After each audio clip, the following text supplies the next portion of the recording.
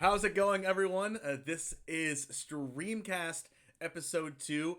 I am James Rutherford, and also known as Charizard James on Twitch and other social media platforms, where we take a deep dive into the lives of all your favorite streamers and content creators. Joined with us today is Magic the Gathering creator, AliasV. Take a minute to introduce yourself. Hello, everybody. I am being currently attacked by a dog with a squeaky toy. It's nice to have that. Thank you very much. I am a full-time content creator for Magic the Gathering, as well as a commentator and the resident crazy cat lady. Well, who also has a dog, evidently. Crazy cat lady that also has a dog. You don't really find that every day. No, the dog was the latest addition to our little family, and has brought very much squeakiness to our heart and our home. Her toy. I'm assuming that the dog would fly far away if you throw the toy. Does it play fetch with you at all? She doesn't play fetch so much as brings it to you, chews it on top of you, squeaks it, like we just heard, and then doesn't give it to you. So she doesn't play fetch per se, more like taunts you with it. Well, it's just a taunting game back and forth. I mean, at least it's a game. Like, fetch is a game, taunting is a game. It's all a game, I guess. I don't know. Do you have any other pets besides your 2 cats and your dog? We got 3 cats, actually. So we got 3 cats and a dog. It's Riot, Whisper, and Gremlin. They're staples of the stream. Let me just try and get the squeaky toy away from her quickly. It is okay. Squeaky toys are welcome. All right, it joins the draw with the other squeaky toys. Squeaky toys are welcome. So you said one of your cat's names is Gremlin? Gremlin, yeah. Explain how that one came up. Just the name. So when we got the cat, it took us about 2 weeks to name him because we couldn't find something that fit or worked, right? So it just took forever to name the poor little kitty cat. And then we ended up giving him a bath, and he looked like a gremlin. You know, kind of had a good chuckle at him because he just looked like this drowned feline. You know, just it was the funniest thing that we saw. And we were like, he looks like a gremlin. Like, that's a perfect name for him. And then it just stuck. Wow. that is a very interesting name. And I don't know how many people name their pets off of right after they give them a bath. But it was a good idea. It was a good idea for sure. And your other 2 cats' names are what again? Riot and Whisper. Riot and Whisper. So I'm guessing Riot is more of a, I don't know how to say it, type A personality?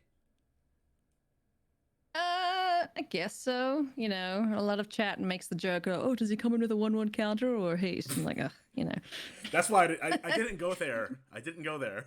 It depends if he's had his lunch yet or not, if he's got the 1/1 counter on. But, you know. That name, I don't actually remember where that came from. I know my human put forth that name, so we went with that for him. And then Whisper, like we asked Magic Twitter, because it was a year ago, 2 years ago that we got her.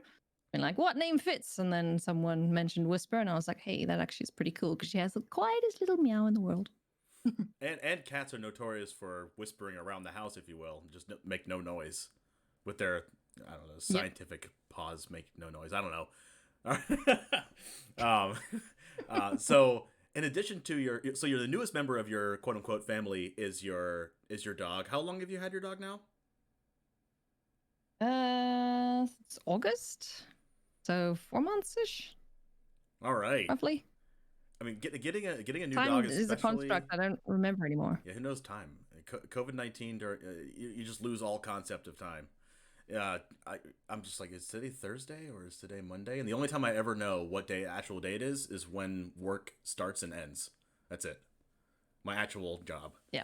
So speaking of new dogs, you got a new car recently? Yeah. What kind of car you got? Decided that a Subaru. Subaru.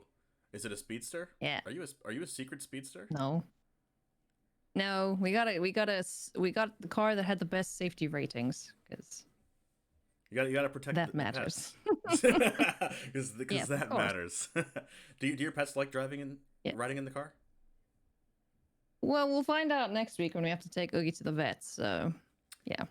We'll see if she likes it. Ooh. The cats hate it though. They absolutely hate it because they know that it means they're going to the vet or something of the sort. So they're not a fan of it. You might have to pace it out a little bit, like maybe take the cats to somewhere else every once in a while and not just go to the vet every time.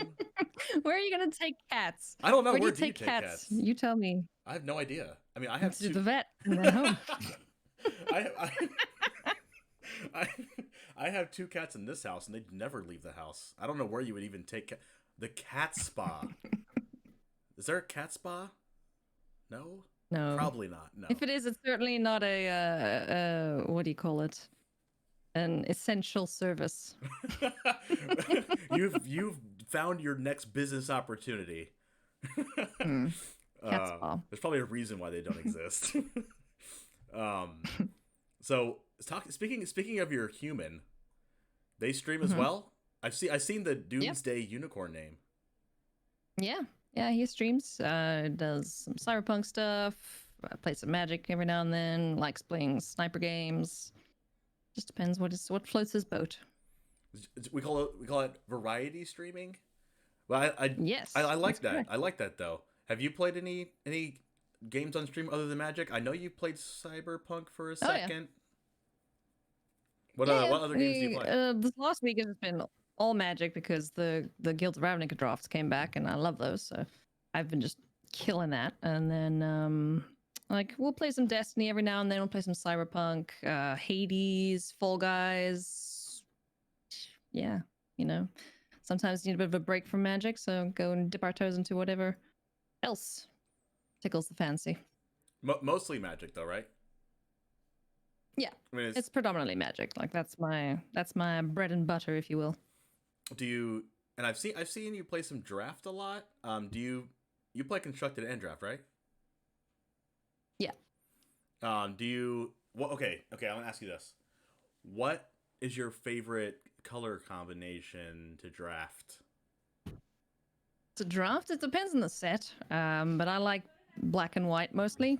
In Guild of Ravnica, though, it was just all Boros. Like, you can ask my chat, I was forcing Boros left, right, and center.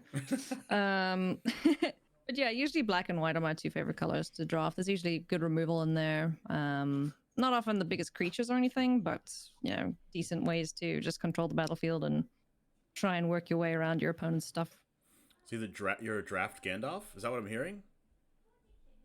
Gandalf? Yeah, maybe. Ooh. Gandalf the Grey? Gandalf the Great. Okay, that's going on Twitter. I don't think we've met Gandalf the Black, though. No. Maybe not. Is that the scary version? I don't know.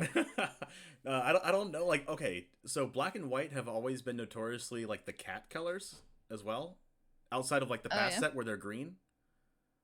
Yeah. Is that there? Have you drafted a black white cats deck? Well, I don't think they had any cats in the latest, like the remastered sets, whatever they're called. Like they didn't bring back most of the cool cats. The draft. I remember. And I started after that set was in Arena, so I didn't get to draft that set. I missed out on all the Amon cats. Amon cats. I knew this was a pun episode for sure. Actually, speaking of Amonkhet, that was my first set I ever played Magic in. I drafted it, or maybe it was sealed. No, it was draft. But I drafted a cycling discard deck with Archfiend of Ifnir, and I went completely I went completely undefeated in my draft. It was my first time ever playing Magic. I did not read a single card before that. And I built this deck because I was like, it was like one of the first cards I drafted, like pack 1, pick 1. Oh, this card looks cool, Archfiend of Ifnir. And I had this weird, nice. It was like, I think it was also black-white. Maybe it was blue-black? I don't know. But I think it was blue-black because I think Lay Claim was in my deck. Something like that. And I had like a Drake Haven. I had like a really, really good draft deck. I didn't even really know it at the beginning, but I kept winning. So it was nice. It was a surreal experience, that's for sure. But I remember there was this one card, maybe it was a cat, that it was a cat, maybe it was 4 or 5 mana, but you could pay a certain amount of mana to like make another cat, and like they had lifelink. I don't know what. What is that The cat? green one, right? I thought it was white. Pride Sovereign. Yeah, No, yeah, yeah, no. yeah, yeah. Sovereign That. something. I think it was Pride Sovereign. No, Pride Sovereign was. Was it Pride Sovereign? I don't know. Chad will probably know. There Chat's was a smart. cat that made more cats, I think, and it was in that set, and I got demolished. It was Yeah, the worst. that card's is pretty nasty. What? Okay, I guess I have to cancel out Cauldron Familiar in this discussion. But what is Why? your favorite cat? Oh my, I guess I could, because that's I revealed Cauldron Familiar. that might be an obvious That is a good one. kitty. That's a good kitty. Don't cancel it out. It also looks like my cat Riot. So There's also someone else's good cat kitty. that looks like Cauldron Familiar, and they named it Luris. Oh, nice.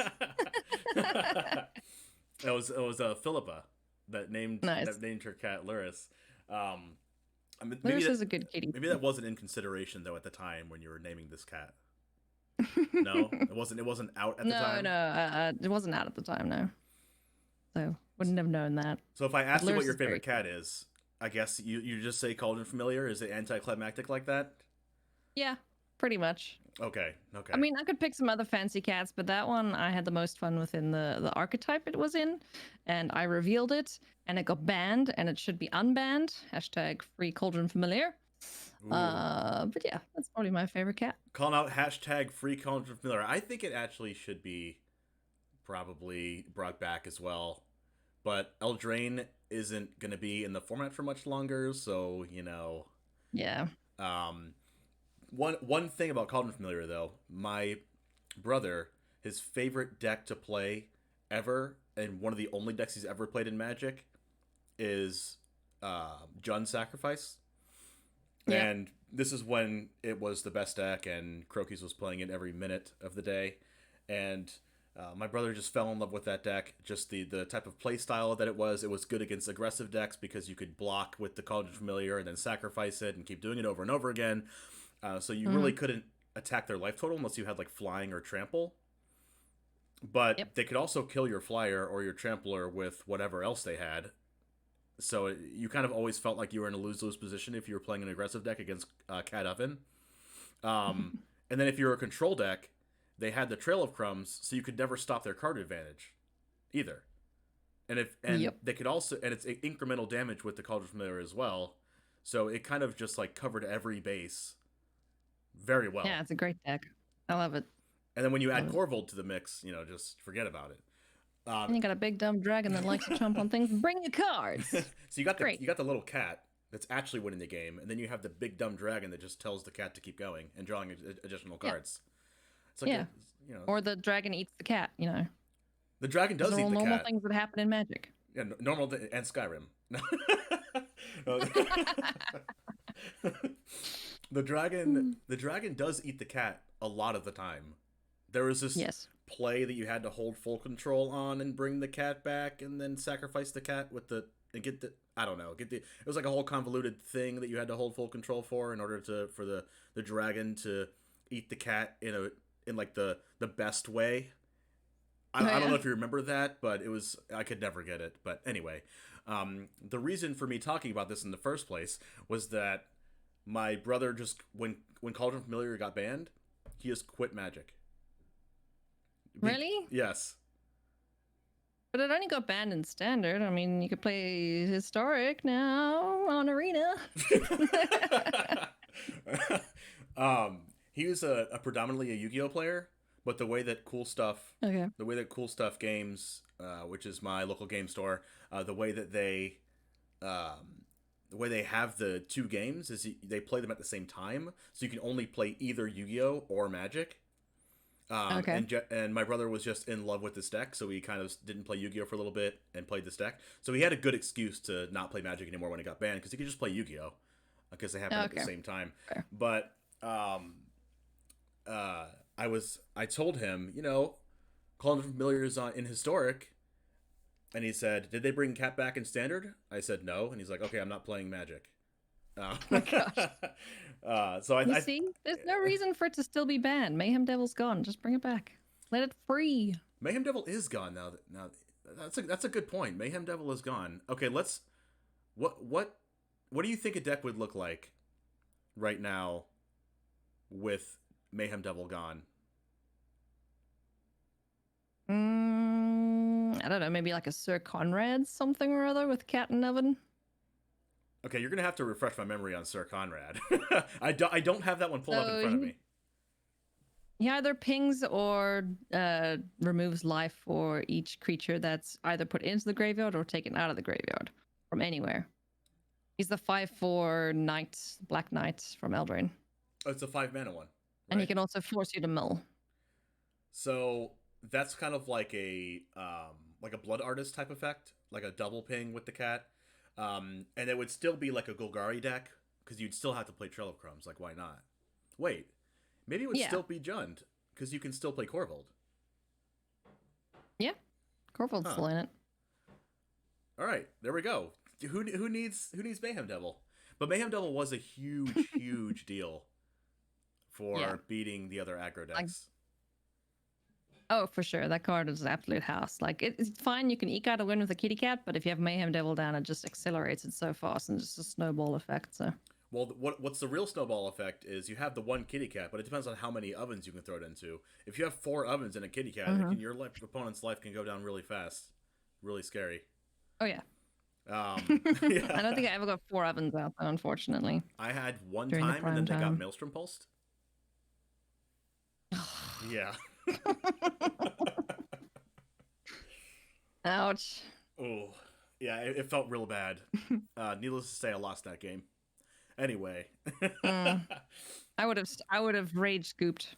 I flipped the table and left. I believe I even made a joke about it. Like, when I put my 4th oven down, I think I said in before Maelstrom Pulse, and it happened. Oh, you did it. I should just not do that to myself. I should really not do it. Do you have that thing on stream as well? Do you say things that happen and they happen, or the game is nice to you when you say it? No, I do my one time, give me a land to, play Cosmotronic Wave or something to kill my opponent. And sometimes it works, but most of the times, no. The game just ignores me and laughs. Okay, so we have this nice thing where I call the card, it happens. You call the card, it doesn't happen. Sometimes the game picks and chooses who it wants to win and who it wants to lose. When certain things happen like that, I tell myself, well, the game of Magic just wants me to lose today. It's not my fault. It's just not my fault. But let's see. What are some of your things that you don't like about, maybe it's a one specific card or a way that someone acts on Arena, like someone's roping you or something, or what's your least favorite card? What is like some of your pet peeves when it comes to Arena or Magic in general? Teferi. That is an answer. That is a huge answer. Yes. I don't like blue particularly much because they have counter spells, and counter spells are annoying as heck. I'd rather have someone kill my creature than counter it. It's like, just let me play the game, please. So certainly counter spells are a pet peeve of mine. Not my playstyle or preferred way to win games, but I can understand why people are interested in that. In terms of things that people do, like in game, I really wish they'd turn off the hover thing, because you can see what people are hovering over your stuff, because some people are incessant hoverers. It's just like, stop touching my stuff. I don't like it when people touch my stuff. Just don't touch my stuff and we're good, right? We're good. Yeah. Just let me do my thing, you do your thing. We can duke it out like real creatures do, and then be happy. But people have to touch my stuff. So that's probably my pet peeve. The duke it out like other like duke it out like creatures do. It implies you want to have a creatures against creature match. Yeah, I like it when stuff's happening on the battlefield and things get to hit each other. That's my jam. I like that. Well, you are the Boros player in Limited. So most of the time, yeah. Well, Boros, like, maybe the creatures don't get to hit each other in Boros that much because there's a lot of like angels going on and flyers. So like maybe they're not hitting each other. Yeah, it depends. Most of the time it's like soldiers and humans and that sort of thing. So yeah, that's fair. That's fair. I think have you talked to CGB about this at all? About the hatred for blue? Oh yeah, he knows. He knows full well. We're sworn nemesis. Nemesi? I was gonna say Nemesis as well. Is it Nemesis? Yeah, I don't know what the plural is, but we're nemesis. Oh, so well, I mean, you don't play mono red, do you? Sometimes I got some mythic with it last season. Oh, there we go. When in doubt, mono red out. Yeah. I thought that was Jundam out. No, I don't know. But when in doubt, just play the deck that you can dump creatures down and kill things with quickly. Well, the advantage of playing mono red is that they're not going to counter your 1-drop. No, and the 1-drop might end up killing them. Right, exactly. What's the 1-drop that? It's in historic now. No, not fervent. I'm talking about like a 1-drop that can just spiral out of control. I can think of Soulscar Mage is a big one. I immediately thought of the green one, the 1-drop that Gruul plays right now in historic, the one that gets bigger when you play creatures with Akum Hellhound. The one that gets bigger when you play creatures with higher power. Pelt Collector. Yes. Pelt Collector. Yeah. Pelt Collector. That's a 1-drop that can get way out of control, especially when it's a 4/4. It has trample. Yeah. So just cards like that can really give the blue mages a hard time, especially if they're not playing sweepers and they're just playing counter spells. I'm pretty sure CGB has turned the podcast off at this point. But what is your favorite mono red deck to play if you had a favorite? I mean, I'm not like in love with mono red per se, but I appreciate that it can get things done really quickly, so I respect it. But the favorite one that I played is probably the one that I started with when I first started playing Magic, which was the one with Fanatical Firebrand, little Frank. I called him Frank. If there were two of them, it was Frank and Beans. Those little crazy monkey goblin things. I maintain they're monkeys, but apparently they're goblins. There was Hazaret in there. There was the Oncrop Crashers, I think. And what's the big fly dragon guy? Glorybringer? That can smack something. Yeah, Glorybringer. That's the one. That was the first deck that I built in Arena and the first deck that I played. And the reason why I always play things in my first main phase, because I was used to them having haste. So, yeah, that's probably my favorite one. that makes sense. Why is your heuristic so bad? I'm a mono red player. All my creatures have haste, so I play my creatures in main phase 1. Wow. Yeah. That was actually my first competitive deck. Not that specific deck, but it was a deck very close to that. My first ever competitive tournament I played in was with the black-red aggro deck that was after Hour of Devastation came out, and after what is that set? I forgot the set off the top of my head, but it's the one with energy. Kaladesh? Yes, Kaladesh. Ether Revolt. I believe it was Kaladesh for me, or maybe it was Ether Revolt. Either one. It was a deck with wizards. It was like mono red aggro, but it just splashed black for sideboard cards like Angrath, the Flame Chained, and nice. Yeah, it was really good. And I also played Scrap Heap Scrounger, so that was part of the black as well. And it was 4 Bomat Courier. It was basically mono red. 4 Bomat Courier, 4 Wizards Lightning, 4 Soulscar Mage, 4 Viashino Pyromancer. Yeah, it was like mono red of mono red. 4 Shock, 4 Lightning Strike. It was it was really fast. And I actually sideboarded a Swamp in that deck. Nice. Because I believe I played like 21 lands or 20 lands or something, and I wanted an extra land post board to be able to cast my Angrath. Okay. So that was the first competitive tournament I ever played in, and it's one of my favorite decks to this day. I tried to play it in Historic, and it was just bad. Hey, you gotta chuck some, what's that card, Unlicensed Disintegrations in there? Yes, I played one in my main deck, and then like 2 more in my side deck. It was so good. I have like all foil copies of Unlicensed Disintegration, because when I get into something, I go all out. Are you like bling it out, foiled, triple sleeve? Yes. Well, no. Okay. I don't like double. I don't like triple sleeving. Well, I've never triple sleeved. I don't like double sleeving. Yeah, I know. Have you seen someone's commander deck and it's like all double sleeve? Like how tall that is? It's like the Eiffel Yep. Tower just sitting there in front of you. Yeah. My human did that with one of his decks. It's like double sleeve. It's like, how do you shuffle that? I mean, how do you eat an elephant? I mean, I guess it's how you shuffle a commander deck that's double sleeved. Yeah, one section at a time. Shuffle. That just takes so long. It takes so long, and you're just looking at it like towering over the battlefield. It's just they're trying to intimidation tactics. You know what? Sure. That's a different perspective. That's a different perspective. I never thought of it like that, but maybe. Do you play a lot of Commander? Yeah. We're trying to keep it consistent, but every Saturday we play Commander with the community, and we get to beat each other up and prevent each other from having fun, and then it's kind of fun. And then sometimes Human and I will play, and yeah, it's the only way we can play paper right now is like over spell table and Commander. So thank goodness for that. So I'm assuming, judging by the other part of our conversation, that you're the one that wants to have fun, and other people are telling you not to have fun. Yes, mostly. What? It's like I like playing creatures. Oh no, a board wipe. Well, I respond with heroic intervention. Yes. Take that. I've actually won a game of Commander with that one, so it was actually pretty good. Yeah. Was it after Crater Hoof Behemoth? No, I can't remember what it was, but basically I had like 2 creatures left on the battlefield, and then my opponent was trying to kill one of them, so I was like, no heroic intervention, and then I swung in for lethal, and it was great. Boom, there we go. Don't touch my stuff.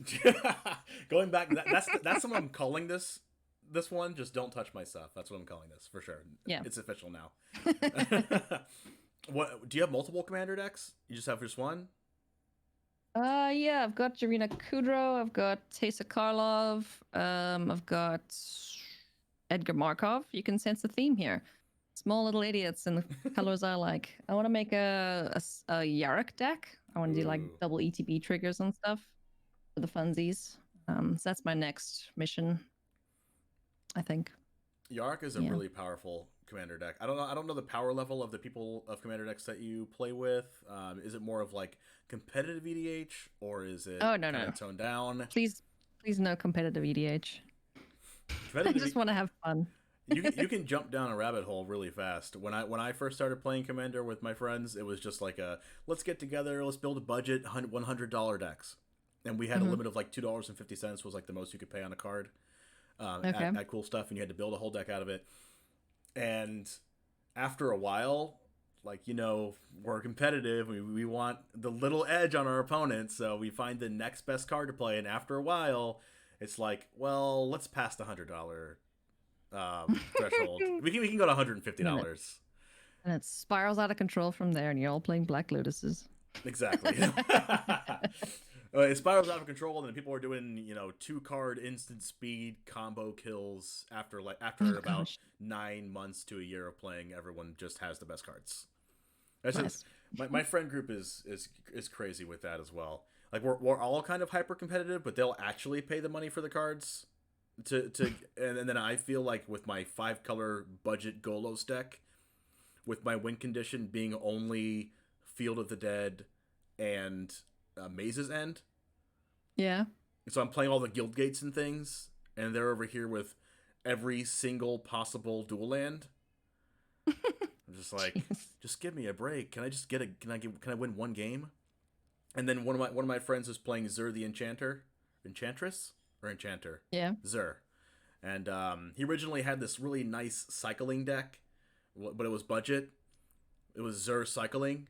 And he played the card that when you cycle, you can blink something.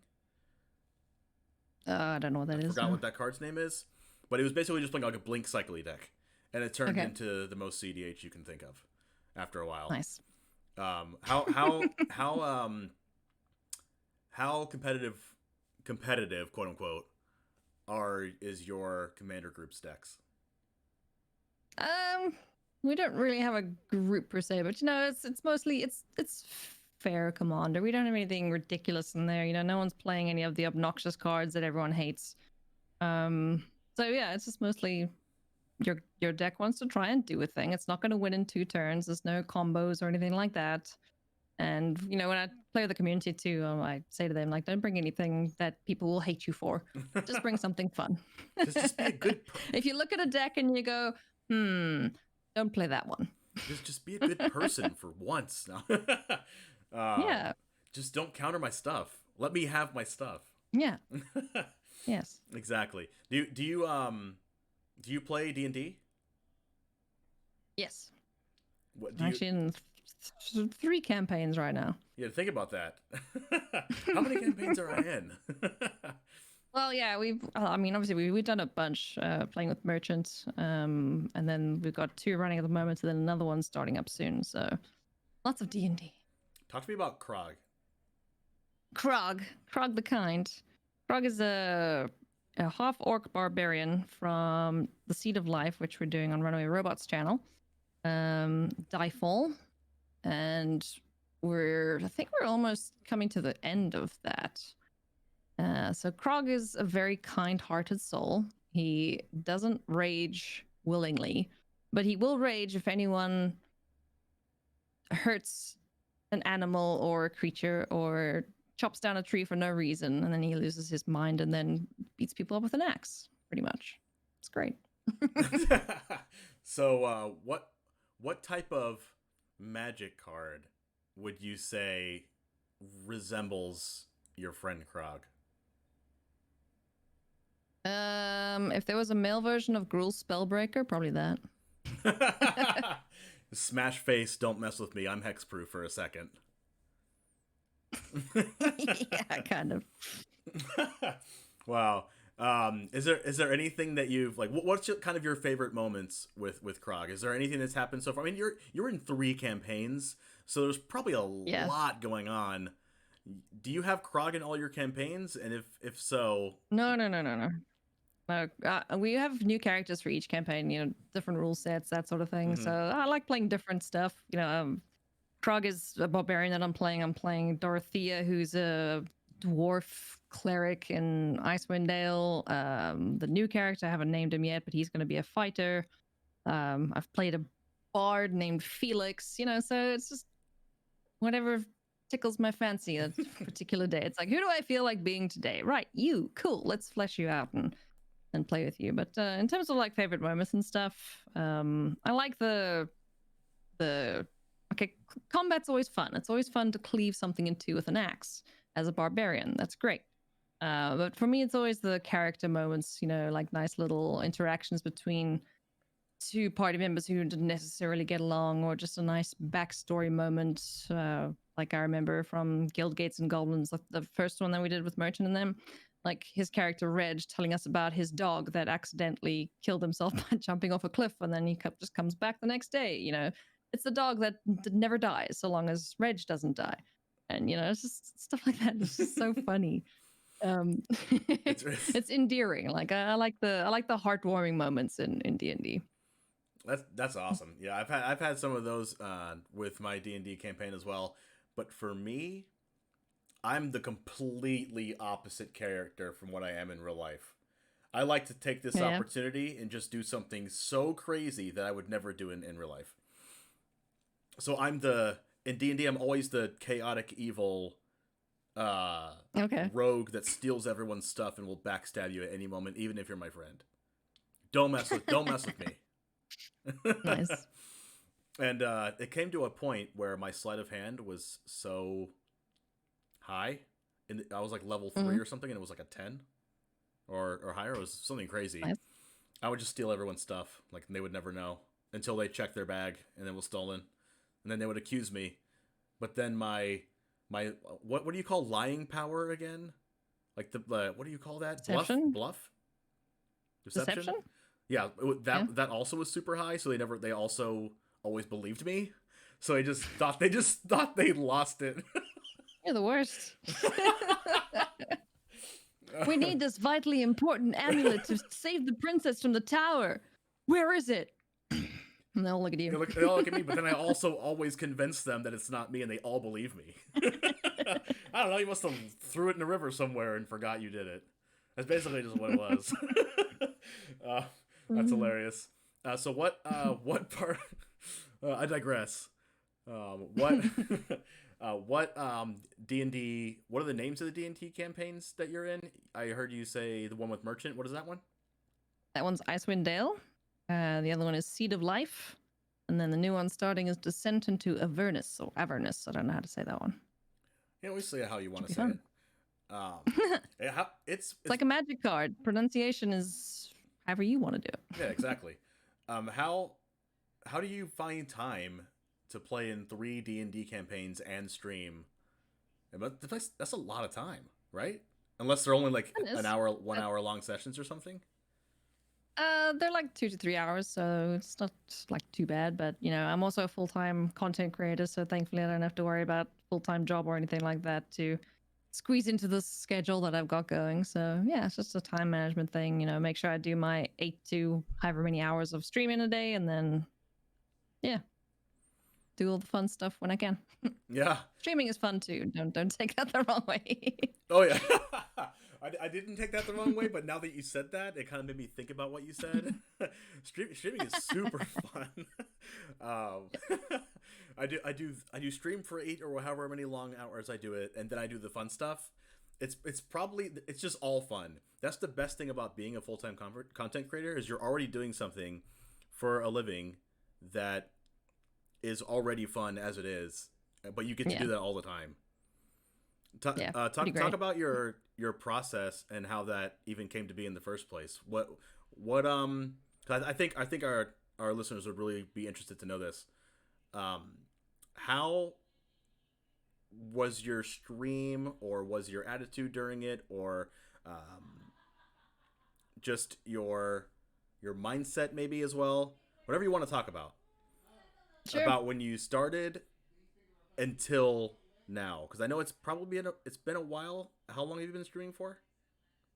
Or creating content in general? 4 years this year, I think. Yeah, I started streaming in 2017, and it was basically just a hobby that I picked up after my human got all the stuff and the PC and whatnot, and started streaming.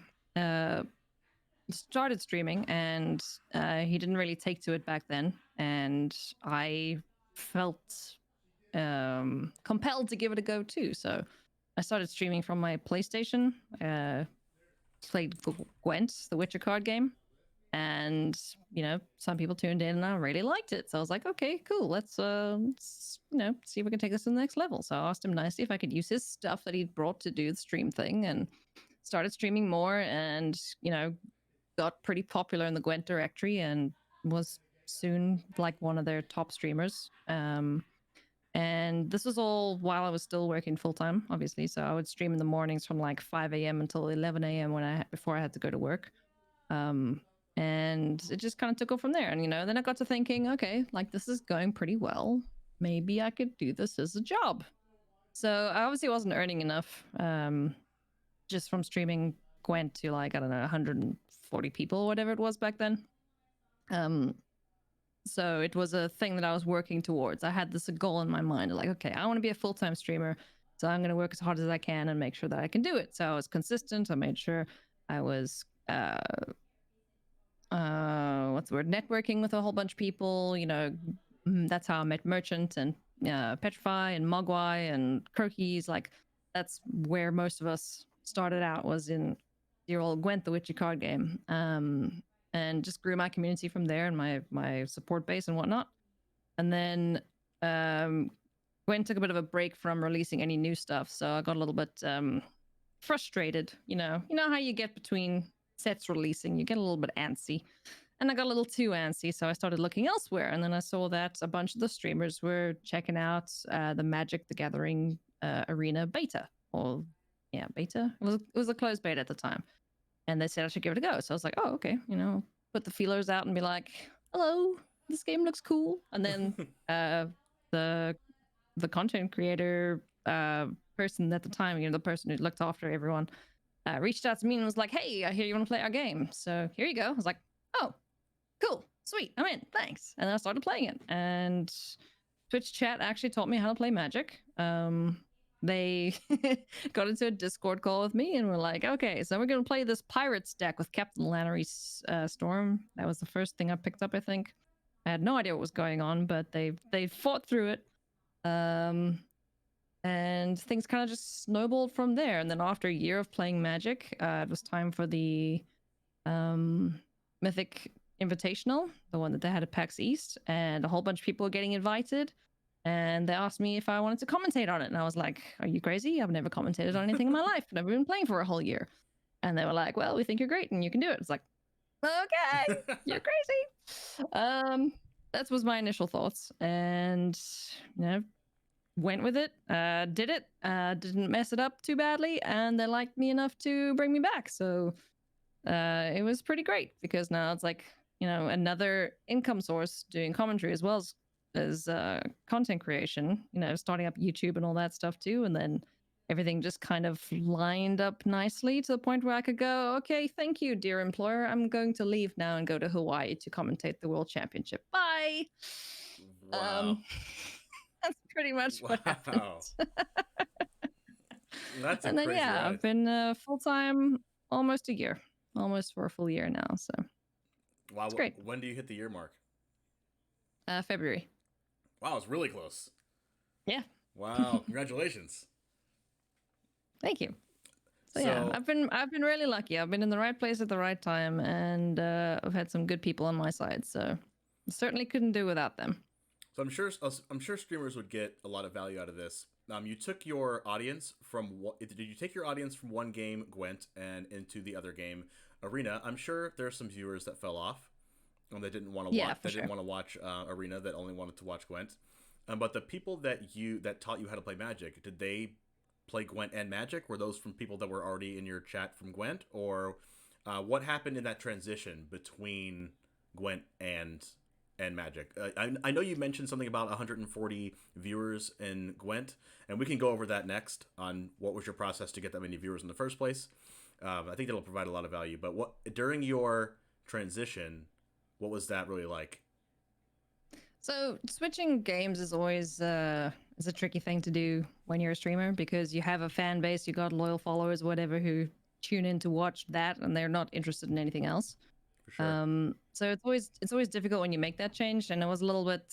It was difficult when I made the switch because you're not going to just have the same number of people watching you in a new game, in a new directory, especially if you've made that change, you've left one game to play another one solely. So I had to rebuild a viewership in Magic, and luckily I had a few other people from Gwent who'd moved over, and it's a cool way to share communities and stuff, raiding and hosting, that sort of thing. So yeah, it was a I don't want to say a slog, but it was a bit of a grind to get back to kind of those numbers that I was seeing in Gwent, and then try and surpass them too, which we managed to do. So Did you have a specific strategy? It was a slow process. Just keep doing the same thing you're doing. Be consistent, be on time, raid and host people who are already in the community or in the directory that you can see they've been there for a while, and just try and make yourself known to other people and other viewers without being rude about it. Don't go to someone's channel and be like, hey, come check me out. That's not a good way to do it. Please don't ever do that. And then just being consistent and varying up the kind of content that you're making. So streaming, podcasting, YouTube content, that sort of thing. Like, just get your finger in as many pies as you can, basically. Now, when you put your fingers in as many pies as you could, this is the first time I'm hearing this expression. Maybe you just made it up. I don't know, but maybe it's a South African thing or a Canadian expression. I don't know, but when you're putting your fingers in these pies, did you just put your little feelers out? Did you quit the ones that weren't working, or did you expand on the things that were working? Did you have a strategy with the other platforms like YouTube and Twitter, and how did those really differ from each other?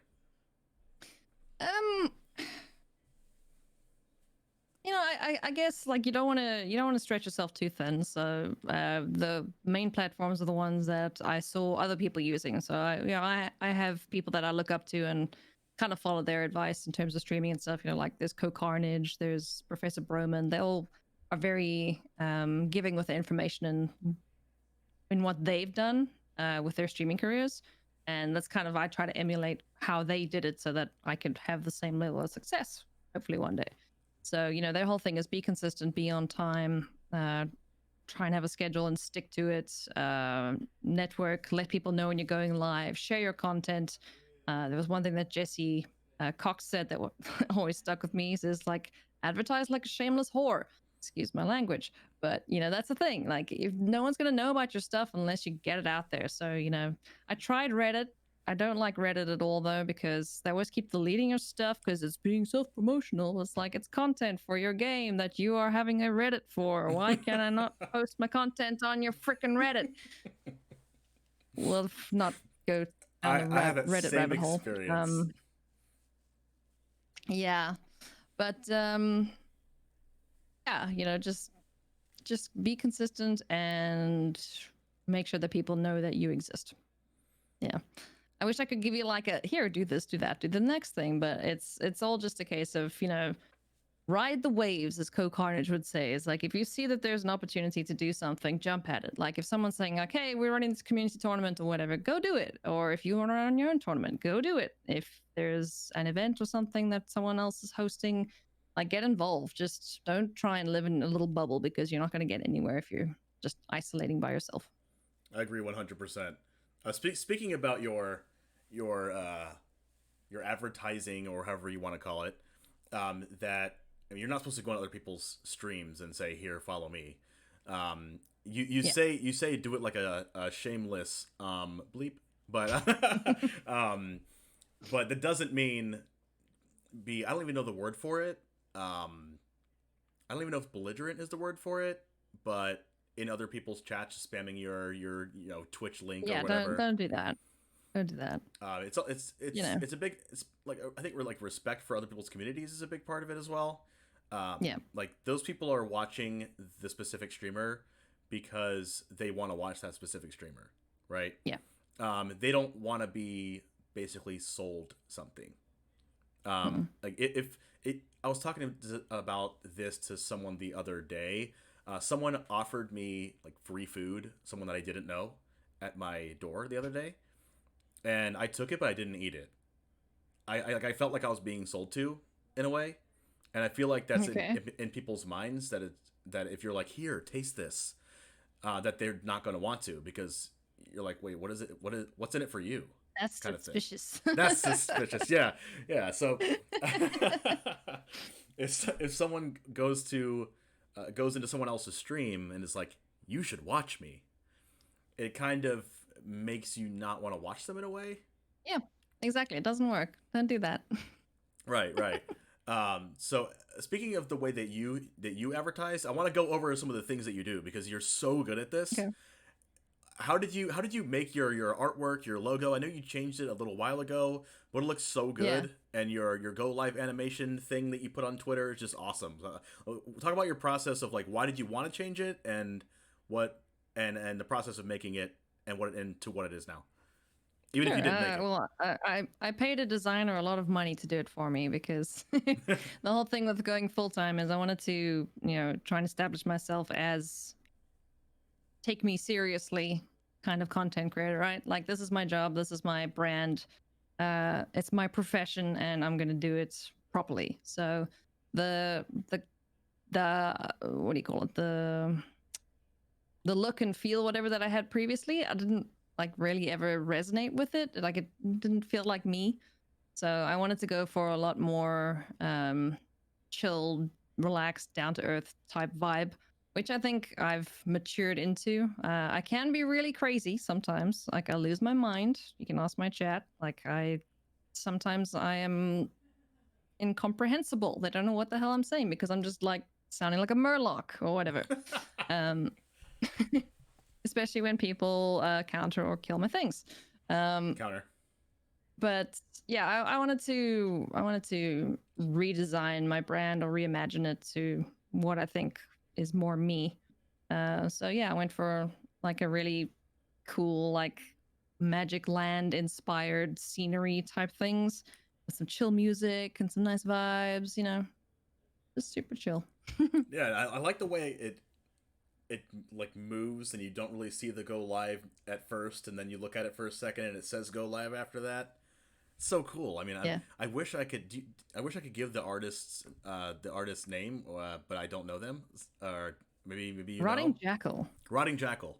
Yeah. Yes. If you want to, it's great. If you want a really insane go live notification or anything else, check out Rotting Jackal. Or just look at AliasV's one and create one for yourself if you can do that. Speaking of those animations and those different things, how do you think? I mean, I'm sure you know this, but how do you think branding impacts and the importance of branding for streamers, even if they're just starting out streaming? Does it have to be right after you go full time streaming, or what do you think is the importance of branding in general? I mean, branding doesn't really impact all that much. You can look at some of the top streamers and they do zero branding, like, you know, Jack Diddley Squat, like they may have a logo and that's about it. It's a personal thing, you know. If you want to come across as professional, if that's your brand, if you want to look clean and neat and, you know, whatever, then go for it. But I don't think it's like I don't think it's a necessity to have as you're just starting out. I mean, there's also so many things that you can get or access for free where people have like brand kits now, like Streamlabs or I don't remember what they're called, but like there's websites specifically for content creators where you can be like, yeah, design your logo, and then you get all of the different assets and stuff that you need for your starting screen, your game screen, all that sort of thing. So you can get a unified look. I think, you know, being uniform is the most important thing. It's just, okay, this is my look, this is my feel, this is my energy. Here you go. There. You know, you can get it for free from a lot of places, but, you know, if you're paying someone, make sure you pay them and don't ask for stuff for free from someone who's working or doing it for you. Big tip right there. If they're getting paid for it, it's their livelihood, and they have it on their website. Don't ask for it for free or tip them zero when you know they're not going to be making. You can't pay people an exposure. Don't do that.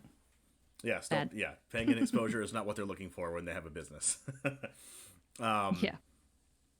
So we talked about YouTube and Twitter kind of a little bit, but you do a lot of content collaborations with Merchant, Cobra Blue, other different people. Do you think that is a good way to grow a stream, YouTube channel, Twitter, anything like that? Yep. Yeah, because then their audience sees you, and if they like you, they'll come and say hi. So for sure, collaborate as much as you can. One thing that I'm really interested in is the streaming community in general. I know that on Twitch specifically, there's like an air of indiscoverability when you have like zero viewers or one viewer, 5 viewers, that someone has to scroll down, depending on what game you're playing, pages and pages to find you. So one of the things that I'm passionate about is creating content for streamers and creating different things that other streamers can collaborate with together, which is the reason why I've started the Stream League with the Magic. It's a Magic based right now. It could be with any game, but there's 16 streamers that have played in the Stream League, and we're almost done with it now. We have like 3 weeks left to go, and I'm just like really passionate about doing things together with streamers. And there's about 6 to 7, 8 streamers on there that have, you know, less than 25 viewers per stream, and there's some that have a lot. And I think it's really rewarding, especially for and smart for people that have 5 viewers, 10 viewers, 0 viewers, to get into that, to be able to want to get into those type of things, to kind of spread your name out there, because no one's going to scroll eight pages to find you, you know? Yeah, exactly right. You got to put yourself out there and collaborate as much as you can and network and see where it goes from there. And that was a big reason for your success as well, going from Gwent to a completely different game. I know it's still a card game, but a completely different game in Magic, and collaborating and getting to know people, doing things with people. I know there's a lot of things on Twitter that people are doing and tournaments that you can play in. So it's really good to know that stuff, that those things actually help, and that you have gotten success personally from those things as well. Yep. When you created your YouTube, you just did Gwent content, right? Or what kind of content did you do when you first started your YouTube? I did some Gwen stuff, but it wasn't very serious. It was only when I switched to Magic and started listening to Merchant a lot more about content creation and stuff that I took it seriously and started uploading like daily deck guides and that sort of thing. Just trying to mimic the people who've had success doing it previously, and then like adding my own kind of twist on it, and then seeing how it goes. Yeah, and the seeing how it goes part really served you well. Even if it was everyday content, or twice, 3 times, 4 times a week, even while you're working your full-time job. Yeah. It's a lot of work, but you got what you wanted, which was, if your goal is streaming full-time and you have X thing that you have to do to get there, then you have to be willing to put in the work to get there. Yeah. Yeah, I like my human shouted from the other room when we were talking about like, well, how did you do it? He says, you also work damn hard. And yes, Yeah. I did work damn hard. I do work damn hard. So I will give myself those kudos, because I think I deserve them. Yeah, it's a lot of work. It's not something that just happens overnight. You have to be willing to take the blows with the success and just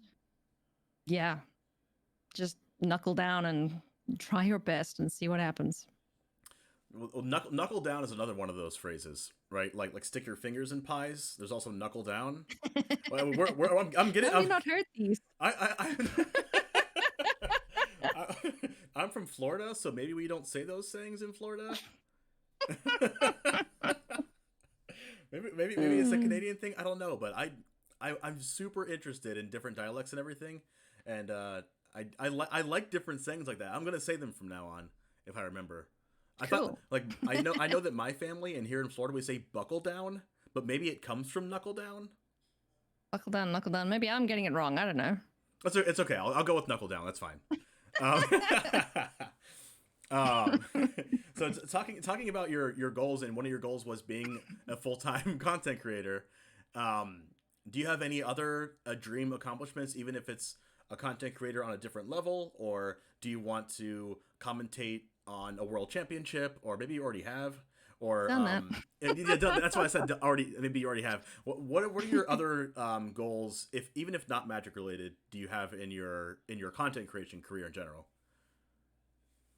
There's always like the numbers game that you can play. It's always the next milestone in terms of followers or subscribers, that sort of thing. So, recently hit 25,000 subs on YouTube. Yay! Congratulations. Thank you very much.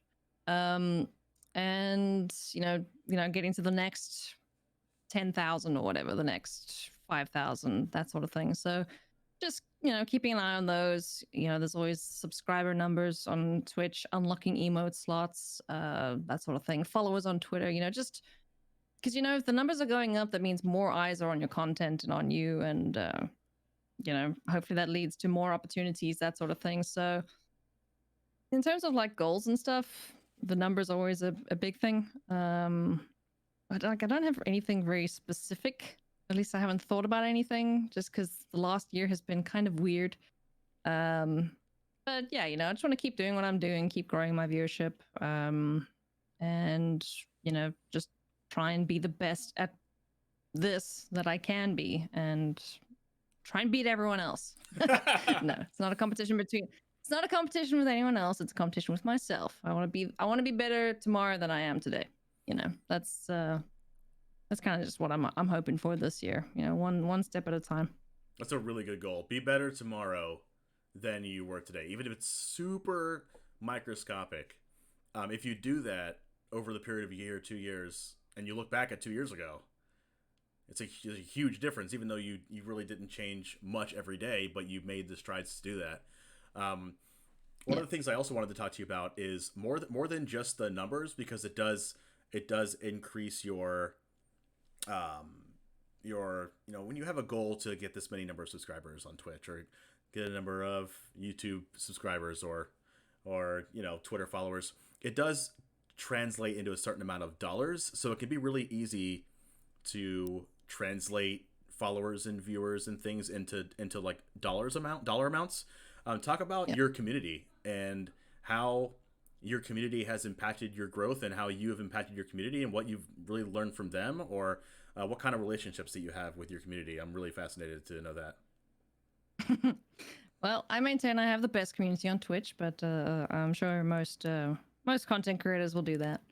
But yeah, I'm really happy with the community that I've fostered, and that they fostered too, because the people that are in a community kind of determine who the next people will be coming in, because I think like attracts like, and we've got a really welcoming, respectful, helpful place to be on Twitch, where a lot of big streams or whatever is just spam and incoherent nonsense that you can't have a conversation in.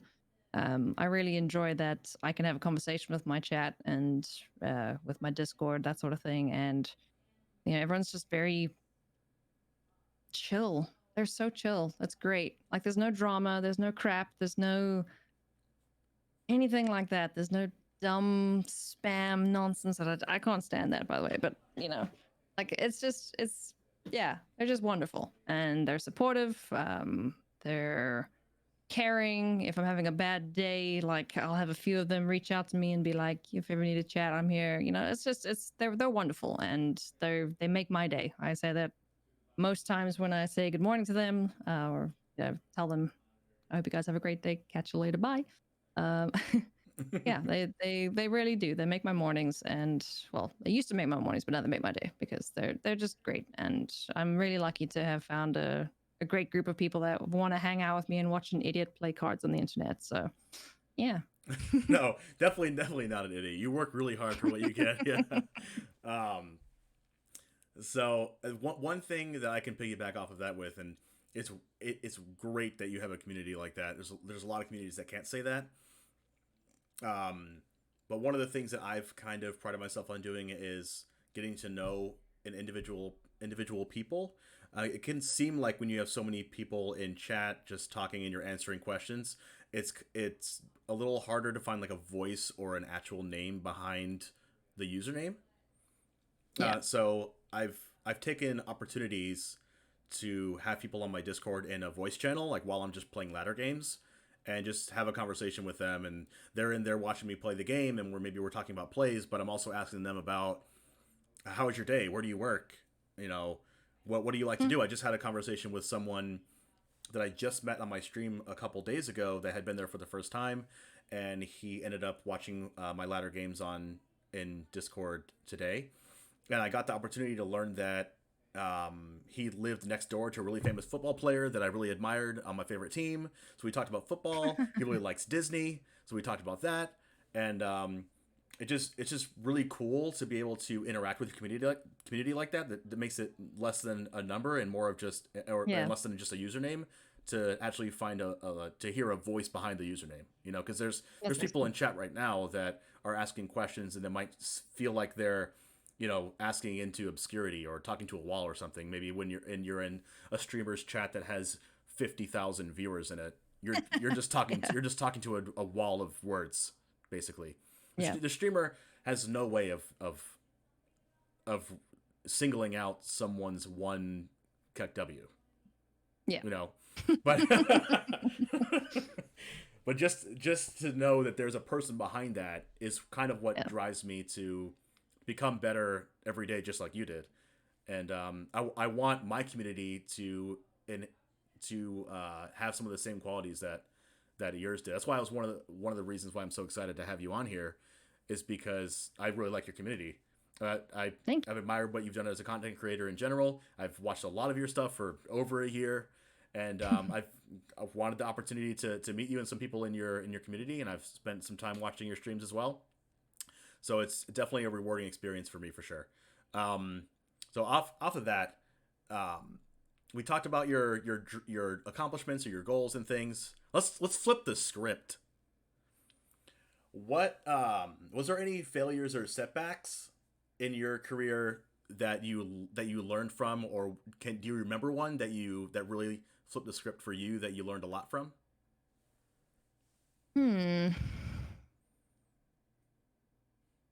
Tough question.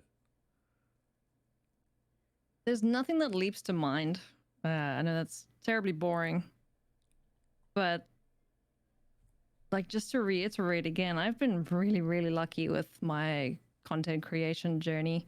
Like, I've just been in the right place at the right time. I've found the right people to be on my side. I can't think of any one thing that's been a failure like that, because I mean, if there has been, it's been an opportunity to learn and do things differently.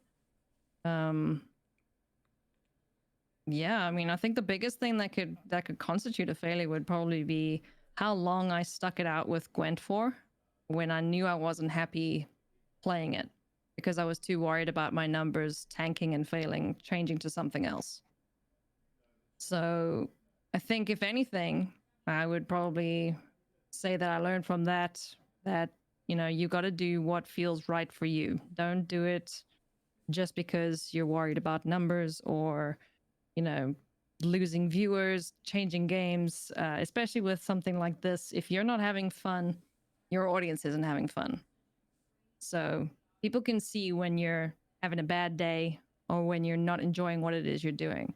So yeah, I think if anything, the one thing I learned was make sure you're having fun with whatever it is you're doing, because people can tell if you're not. They can tell if you're bullshitting. Oh yeah. People have really, really good bullcrap meters for sure. Oh yes, they can spot it from a mile away. For sure. So yeah, so for me, definitely, play what you enjoy. If there's something you want to play, go play it, because people will enjoy watching you having fun. So yeah, I think that would probably be the one thing that I learned. That's a good way to look at it too, because a lot of people look at failures and setbacks as something of a negative, but you looked at your quote unquote failure as not even a failure, as just a learning experience. Like, oh, I am going to lose viewers, but I'm going to accept that and grow from there, because I want to do what I like to do, and other people are going to see that in me. So just learning that little piece. If you didn't have that uncomfortability there, you might have never learned that lesson in the first place. So if anything, it is an opportunity to learn something instead of being an actual negative thing that happened. It's more of a positive thing in general. So we're about wrapped up here on StreamCast. Thank you so much, AliasV, for coming in and letting us learn from you and learning about your community and a little bit about your life with your cats and your D&D campaigns and things. I really did enjoy having you on StreamCast for episode 2. Before I go, how can everyone find you on social media if they haven't found out about you yet? Yeah, you can find me on twitch.tv/AliasV if you want to come hang out. If you ever watch any of the official broadcasts from Magic, you'll probably find me in the booth alongside Corey Baumeister. I'm on Twitter too, at COL_AliasV, Cole being my complexity team. And I'm also on Instagram, AliasV on Twitch. If you like cat pictures, that's mostly cat pictures. No dog pictures yet, just cat pictures? Oh no, there's dog pictures too. Okay, yes. Okay. I cater to both sides of the coin. The pet spectrum, I guess, if you will. All right. Thank you very much once again, AliasV, and we will see you for having me. for the next StreamCast next week.